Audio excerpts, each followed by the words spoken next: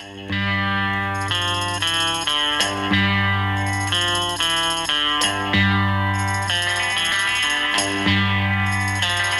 the last train to Clarksville and I'll meet you at the station.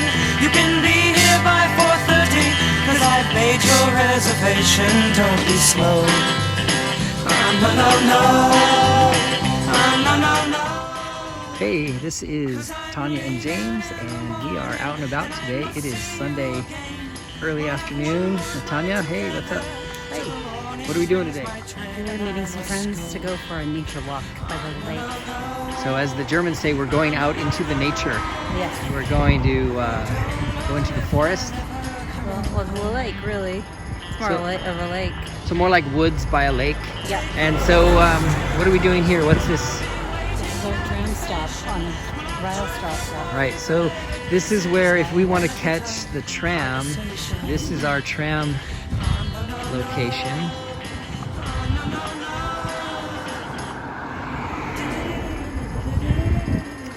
And maybe some of you have been on a Straßenbahn, or what we call a tram, before, but maybe some of you haven't, so we're going to take you for a tram ride through Halle, and we'll show you some of the sights out of the window, and we can talk a little bit about it, and you guys can experience this little journey with us. So with that, say bye, Tanya. Bye.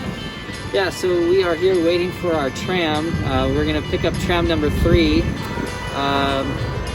Masks are required on all public transportation, so I've got my mask and my Corona goggles ready to go. And I think the tram's coming in what, about 3 minutes? Yeah. Right. So we'll pick you guys up again when we're sitting on the tram, and we'll check out some sights through the window. And we have to get off at the Marktplatz anyway, and maybe we'll do a quick little video in the Marktplatz. Okay. All right. Here comes our number 3. Normally we don't take the 3 because when we travel by Straßenbahn we go in the morning, and number 3 is like the public school bus. We call it the Kinderwagen. So in the morning the number 3 is like overflowing with kids. Probably not now because of the shutdown of the schools, but some classes have started to return. Yeah. So yeah, there we go, number 3, and it is heading. Are you doing video? Oh, hello everybody. That is the tram voice. We are coming up to the stop, Rote Ochse. Hermannstraße, but that's where the Rote Ochse prison is. And for those of you that don't speak German, that means the Red Ox.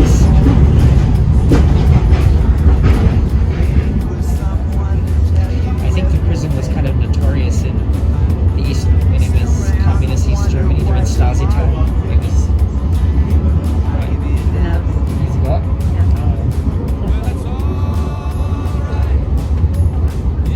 20 minutes would you say this ride is to the Marktplatz? It's 7 minutes. 7 minutes. I was going to guess 5, but 7 is pretty exact. So yeah.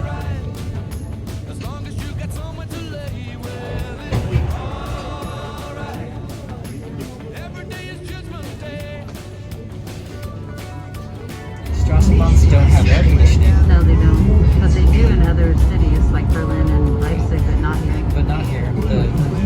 The biggest, or the closest thing to air conditioning is to help open windows. Yeah. So, we've been on these Straßenbahns where there's been probably 50 people in a car, everybody sitting down, everybody standing up, strollers, dogs, bicycles, everything.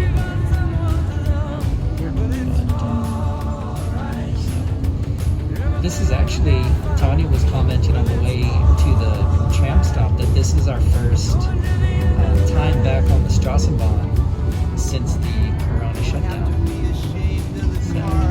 Since March, early March, yeah. So we haven't been on the Straßenbahn in almost 3 months because of the shutdown. How does it feel, Tanya? Does it feel surreal, strange, just familiar? Familiar. I was hoping there'd be some controllers that came on the tram so we could film them at work. Nächste Haltestelle. Neues Theater. I can't film them the same time I'm showing them my ticket that's on my phone. No, I get it. I get it. Anyway, there. Mit neuem Theater. For those of you that don't know, there's usually teams of 3 or 4 controllers that work for the Straßenbahn company. It's called Ha-neu, and their main job is to check tickets. They don't have permanent conductors or controllers on every tram. It's kind of a random hit and miss, right?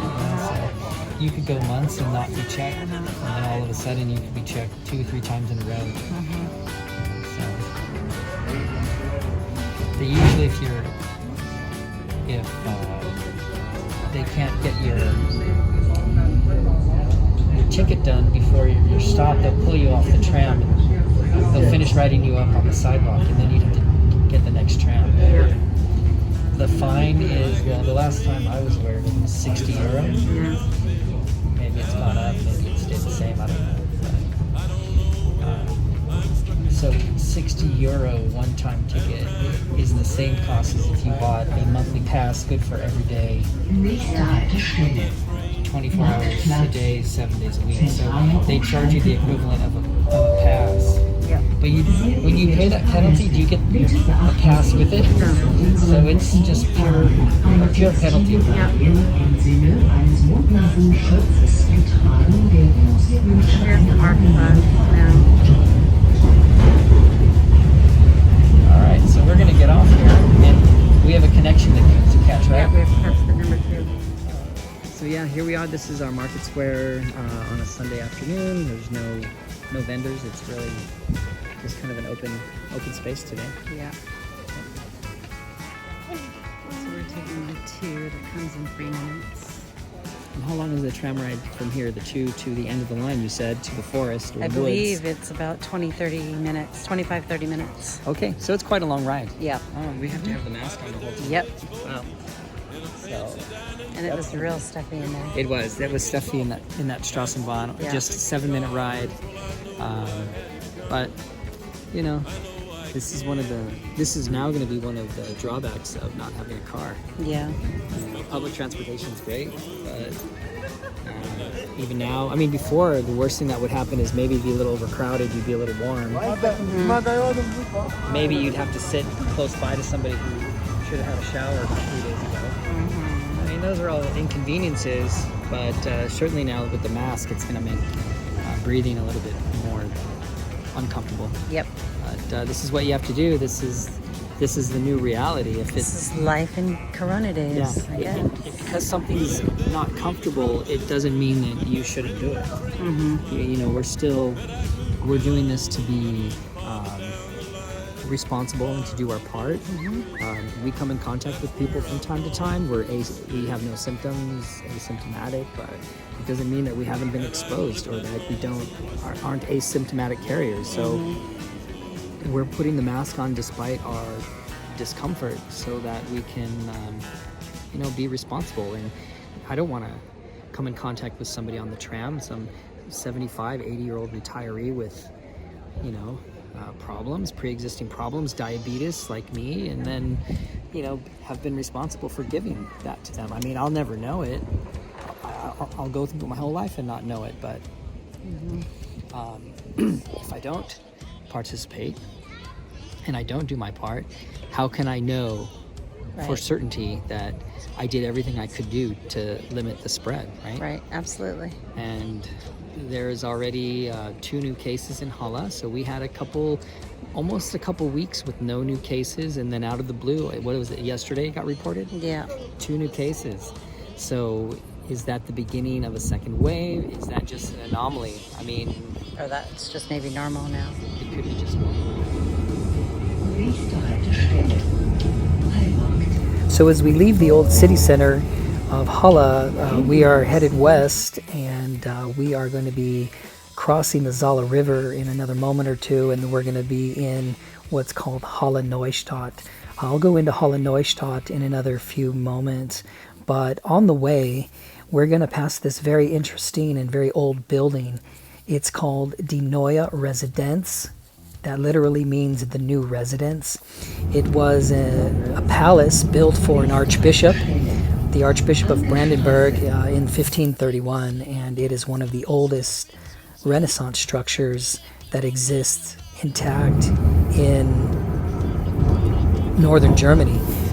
So the people of Halle are very proud of that building. There are city functions that take place there, festivals and parties. As we cross over this canal, you're going to see these smokestacks on the right-hand side of the tram. They are what's left of the old salt works that used to dominate the economy of Halle. Salt mining and salt production was a huge industry and made Halle much of its money and its influence, and made it an important city in the region for centuries. So those buildings are a throwback to the time when salt was like gold, and literally they called it white gold. We keep heading further west away from the old city and over the Saale River, and so Halle Neustadt is an interesting story. It really is the vision that Soviet communism and East German communism had for cities of the future. It is a master planned city. It was designed all at once, and it was built over a period of 15 or 20 years. It's amazing. They call this the Stadt der Chemiearbeiter, which means city of the chemistry workers. They lovingly call it Ha-neu because it's Halle Neustadt, so they, in a joking way, call it Ha-neu. But it's a very interesting area with an interesting history. It was built instead of like the original city of Halle, the old city, which dates back into the medieval days. Halle Neustadt, Ha-neu, was born basically in the mid-60s, 1964, 1965. They broke ground on some of the first buildings. This area of the city was meant to be the bedroom community of all the chemical workers that worked at the chemical factories. Halle back in the day had a lot of heavy industry and was a center of the chemical industry in the eastern part of Germany. Anyway, long story short, this city was built to house the workers and the families of the workers at all of those factories. So ground was broken in the mid-60s. The first building was completed, and the residents started moving in around 1967, 1968.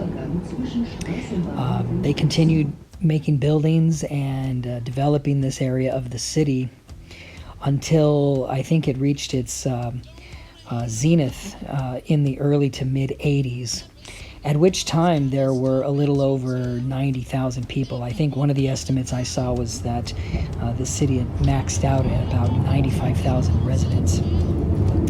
It was a city of prefabricated concrete buildings. Most of the buildings are very, very similar to one another. Some are on average 6 to 10 stories. They're all made of prefabricated concrete. They're these rectangular buildings, which were very common during in communist East Germany and Eastern Europe and in the Soviet Union. So the architecture in this part of town is very, very homogeneous. I mean, these buildings all look like slightly different versions of each other. There's a lot of green space in this city too. There's between between and around all of these buildings, there's huge green spaces. The city is actually known as one of the greenest cities in all of Germany, and it's because of all the green spaces that were built into this area. The architect, there was a main architect responsible for the development and the design of this city, of this new city for the chemical workers. His name was Richard Pauleck, and he was very instrumental in the design of the city.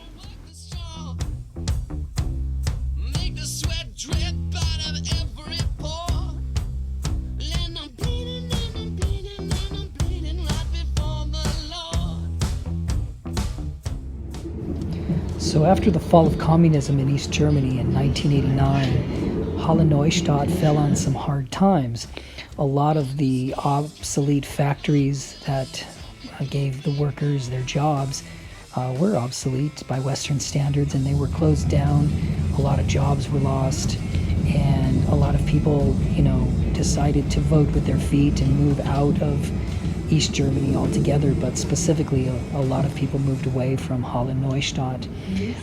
One estimate has it that from the population of 95,000, the city now has a population of 45,000. So it's in 30 years, it's still not recovered the population that it once had. Rent in this part of town is very, very inexpensive. Literally, I saw an advertisement for a flat for rent. It was small, but it was only €120 a month, which is about $132. Just a little bit more of a story about the Heidesee itself. The Heidesee is now a lake, and with woods around it. I wouldn't necessarily call it a forest, but it's green, and there's wildflowers and horse riding trails. You can do boating on the lake, canoes. There are areas for you to kind of climb trees with rope and kind of rappel down and out of the trees. So it's a nice outdoor recreation area. What's interesting is that the lake used to be a open pit brown coal mine, and they have reclaimed it and have done a really nice job of bringing nature back to what probably was once a very big eyesore with industrial waste and pollution and all other sorts of things like that. So this is the Heidesee. It's a great day trip. It's about 20 minutes by train, by Straßenbahn from our flat, so we can leave the city and be in the country like this in just a matter of minutes. It's a wonderful day trip. So that's all I've got. Thank you for joining us with our second episode of Herum Halle, or for you English speakers, Around Halle. So we'll be making some more videos like this, and we'll see you around Halle. Take care. Auf Wiedersehen. And I don't know if I'm ever coming home.